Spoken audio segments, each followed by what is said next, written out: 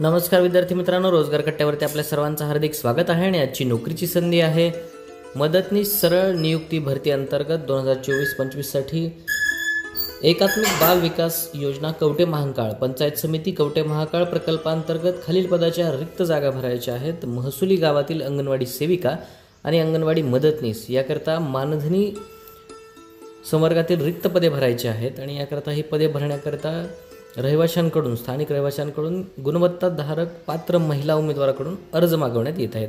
मग याकरता विविध पद्धतीची पदं आहेत, त्यानुसार रिक्त जागा त्याच्या आहेत. हा व्हिडिओला शेवटपर्यंत पाहायला नक्की विसरू नका. तसेच नवीन असाल चॅनलवरती तर रोजगार कट्टा या चॅनलला लाईक करा, कमेंट करा, शेअर करा, सबस्क्राईब करा आणि आपल्या स्पर्धा परीक्षांच्या मित्रमैत्रिणींसोबत हा व्हिडिओ शेअर करायला नक्की विसरू नका. कवठे महांकाळ पंचायत समितीमध्ये ह्या जागा निघालेल्या आहेत. या जागाच्या गावानुसार वस्तीनुसार याच्यामध्ये किती मदतनीसांची आवश्यकता आहे ते सुद्धा त्याच्यामध्ये दाखवलेलं आहे.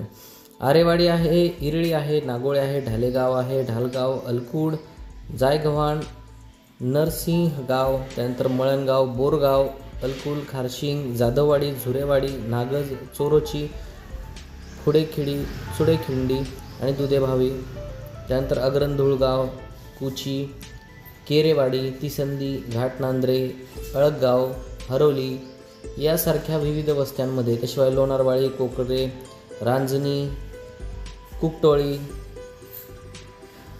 विठुरायाची वाडी, नांगोळे, करोलिटी, केदारवस्ती या भागामध्ये मदतनीसांची आवश्यकता आहे. तसेच अंगणवाडी सेविकांसाठी दुधेबावी गावभाग, कुकटोळी, मासळवस्ती, लोणारवाडी गावभाग, तसेच रांजणी, काळेरानमळा आणि लंगरपेठ, बनगर, पाटील वस्ती या ठिकाणी अंगणवाडी सेविकांची आवश्यकता आहे. अंगणवाडी सेविका आणि मदतनीस यामध्ये तुम्हाला जो फॉर्म भरायचा आहे ते तुम्हाला भरण्यात येईल.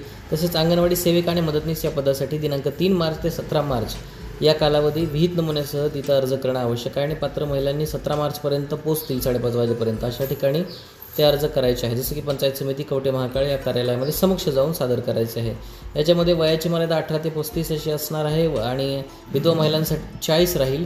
आणि विधवा असेल तर 100 रुपयाच्या स्टॅम्प पेपरवर पतीच्या मृत्यूचा दाखला देणं आवश्यक आहे. त्यानंतर जन्मतारखेचा दाखला जोडणं आवश्यक आहे. 10वी-12वीचं प्रमाणपत्र जोडणं आवश्यक आहे. आणि शैक्षणिक पात्रता 12वी पास मराठी भाषेसह असणं आवश्यक आहे. त्यानुसार मागासवर्गीय असल्यास जात प्रमाणपत्र असणं आवश्यक आहे. आणि ती व्यक्ती जी आहे ती स्थानिक रहिवासी असणं आवश्यक आहे. त्यासाठी आधार कार्ड, पॅन कार्ड यासाठी कोणतेही 2 दाखले तुम्हाला देणं आवश्यक आहे. तसेच रेशन कार्डचं तुम्हाला कंपल्सरी आहे. याच्यामध्ये महिला उमेदवार असल्यास त्याच्यामध्ये लहान कुटुंबाचा देखील तुम्हाला सर्टिफिकेट जोडावं लागणार आहे. आणि पदबंदी कमी जास्त भरती झाल्यास सगळे अधिकार पंचायत समिती कवठे महांकाळने राखून ठेवलेले आहेत. मग अर्जदामध्ये एकापेक्षा जास्त पदासाठी तुम्ही अर्ज करू शकता. याच्यामध्ये वेळोवेळी निर्गमित केलेले हे जे मार्गदर्शक सूचना आहेत त्या सगळ्या सूचना तुम्ही पालन करणं आवश्यक आहे. आणि 17 मार्चपर्यंत हे सगळे डॉक्युमेंटेशन देऊन तुम्ही कवठे महांकाळ पंचायत समितीच्या ऑफिसला जाऊन हे सगळं देऊ शकता. याच्यामध्ये तुम्हाला तिथं समक्ष जाऊन तो अर्ज बंधनकारक आहे देणं. तर विद्यार्थी मित्रांनो, माहिती कशी वाटली? तुमच्या सांगलीमध्ये राहणाऱ्या मित्रमैत्रिणींसोबत नक्की शेअर करायला विसरू नका. आणि रोजगार कट्टा चॅनल लाईक करा, कमेंट करा, शेअर करा, सबस्क्राईब करा. थँक्यू.